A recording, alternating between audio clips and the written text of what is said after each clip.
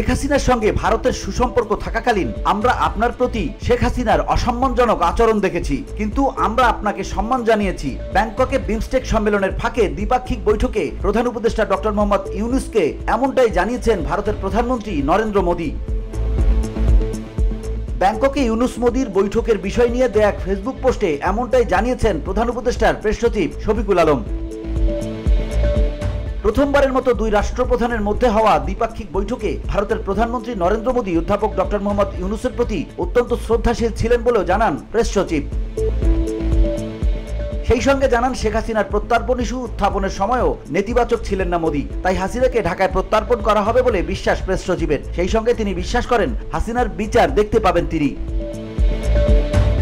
দর্শকদের জন্য প্রেস সচিবের ফেসবুক পোস্টটি হুবহু তুলে ধরা হলো। দ্বিপাক্ষিক বৈঠকে ভারতের প্রধানমন্ত্রী নরেন্দ্র মোদী অধ্যাপক ডক্টর মোহাম্মদ ইউনূসের প্রতি অত্যন্ত শ্রদ্ধাশীল ছিলেন। তিনি তার কাজের প্রশংসা করেন। বৈঠকে তিনি যা বলেছিলেন তার মধ্যে একটি ছিল, শেখ হাসিনার সঙ্গে ভারতের সুসম্পর্ক থাকাকালীন আমরা আপনার প্রতি তার অসম্মানজনক আচরণ দেখেছি, কিন্তু আমরা আপনাকে সম্মান জানিয়েছি।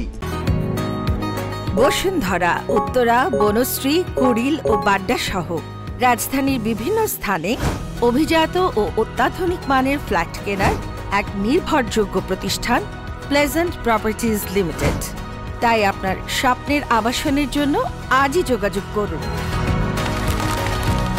Pleasant properties limited, where destiny matches eventually।